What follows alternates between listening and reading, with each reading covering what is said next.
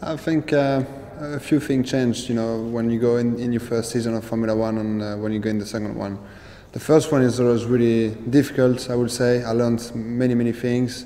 I found many difficulties which I will not find again, like learning the track, seeing how the team works, how everything is working in F1. So now actually I have much less things to learn, and actually that that allowed me to focus on more important things, I would say.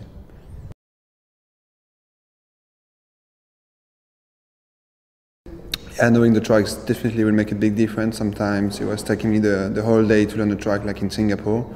And when you know the track, you arrive and you directly start testing some interesting thing for the upcoming weekend. So I would say it will make a difference, definitely.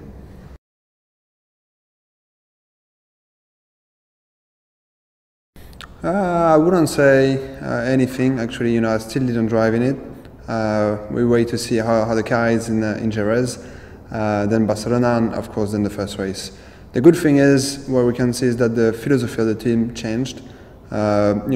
People are working, I wouldn't say harder, but in a better way, in a better direction. And we have some goals. Everybody is working really hard to achieve them. And then on track, we're going to do our best to achieve our goals, which is going to be, of course, scoring as many points as possible. Hopefully a podium if we have the car for, and we're going to give our best in any case. So.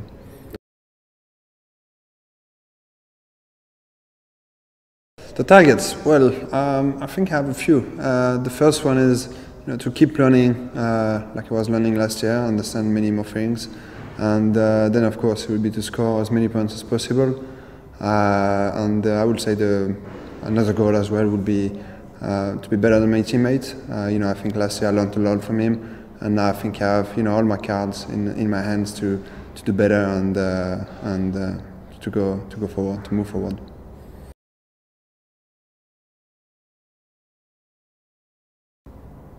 I think if it affects me in a bad way, that would be definitely for the first test.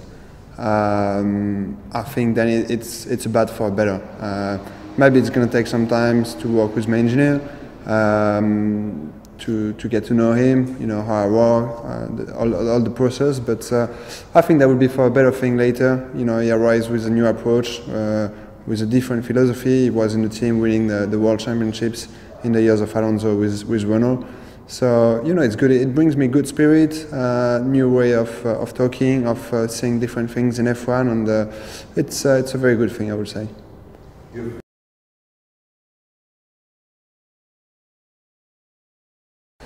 Well, I think being faster than your teammate is really important for qualifying, and especially for the race. If you want to beat him in the race at the end, you need to start in front of him. Already you have a good thing down, and then I think in my case it's really important because one of us might be in one day in Red Bull, so it's of course a fantastic team that we all would love to be in, and that's definitely my goal. So of course I have to be my teammate, I have to be better than him, and I have to perform and just show that I deserve a seat to be one day in the best car, to be one day world champion. And this you need to deserve it by first of all beating your teammate.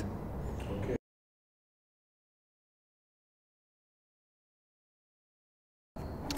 Well, first of all, I wouldn't talk about 2014. I don't know what Max wants to do. I don't know what he's going to do. Maybe we'll win the World Championship and continue. So, from this side, I have no idea. Therefore, I only think and focus about this year. And I think my chances to be one day in Red Bull are there. Definitely, I was part of the Red Bull family since a long time.